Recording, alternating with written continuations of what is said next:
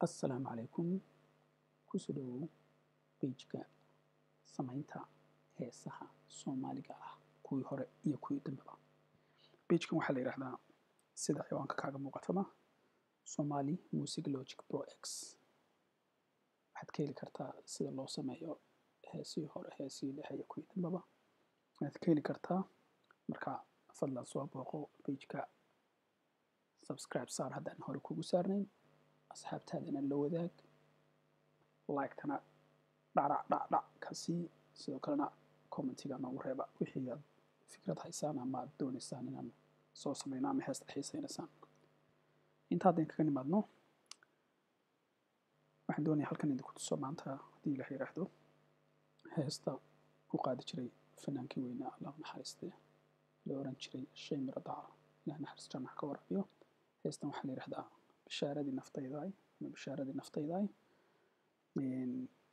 waxaan doonayaa markaa inaan tuso heesta step by step, yacni sida loo dhisayo bilow ilaa dhammaad, sida la isku geynayo waxyaabaha aaladaha la kala isticmaalayo, sida liiska halkan ku taxan oo dhan baan doonayaa idin tuso.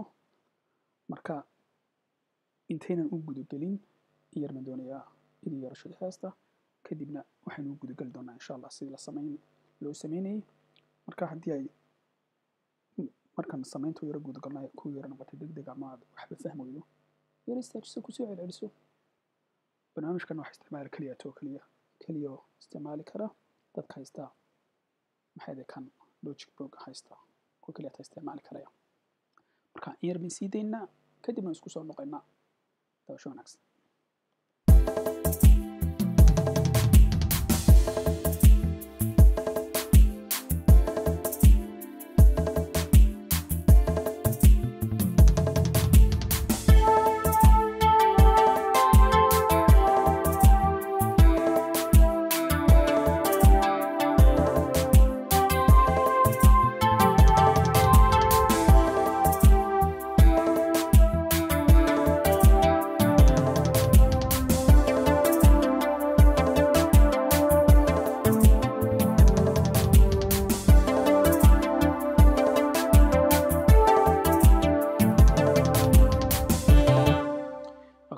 haddaynu intaa kaga nimaadno intii yareedee tusaale ahayd waan sii dayn lahaa wax badan, laakiin se videoga baan noo saamaxayn oo aanan rabin wax dheer noqdo oo lagu caajiso.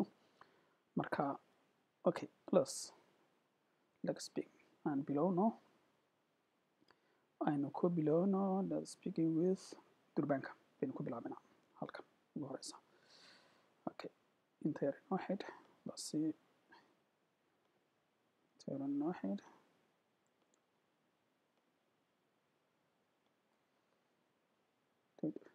okay, durbaanka heestu sidan buu dhacayaa. marka hore